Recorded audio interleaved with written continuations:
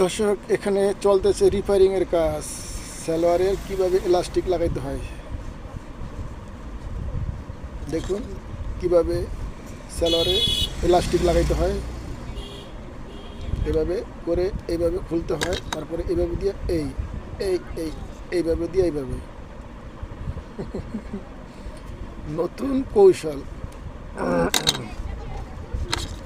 প্রথমে কাটা নিতে হয় এইভাবে, তারপরে এইভাবে দিয়ে এইভাবে, তারপরে এইভাবে দিয়ে এইভাবে, তারপরে এই এরপরে এই, তারপরে এই, তারপরে এই, তারপরে এই, এইবার টান দেবেন, খুলে যাবে।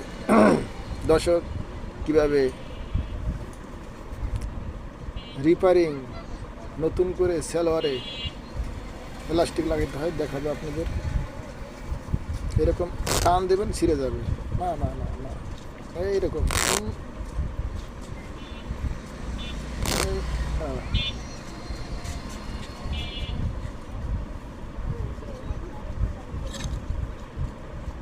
খুব সাবধানে কাজ করতে হবে।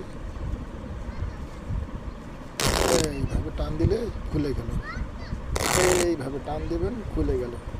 এইভাবে ওকে, সহজে আমি খুলে ফেললাম। আর একটুখানি বাকি আছে, এইটুক।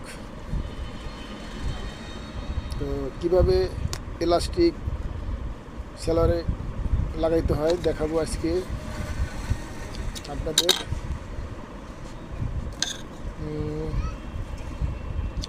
এখানে রিপেয়ারিংয়ের কাজ চলতেছে, সুন্দরভাবে নিখুঁতভাবে কাজ চলতেছে আমাদের। তারপরে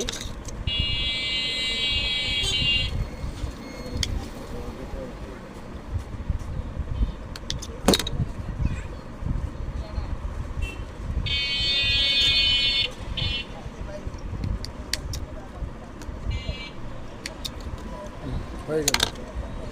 ওকে ওকে ওকে ওকে। এখন আপনাদের দেখাবো কিভাবে ইলাস্টিক লাগাইতে হয় সালোয়ারে।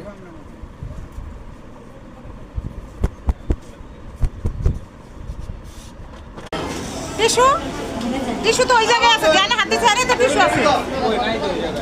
ওই জায়গায় টিস্যু নাই, টিস্যু সামনে দেখো, সামনে আছে, এই আছে পানের কাছে, পানের ওই জায়গায় যাও টিস্যু আছে। ওরা বলে জায়গা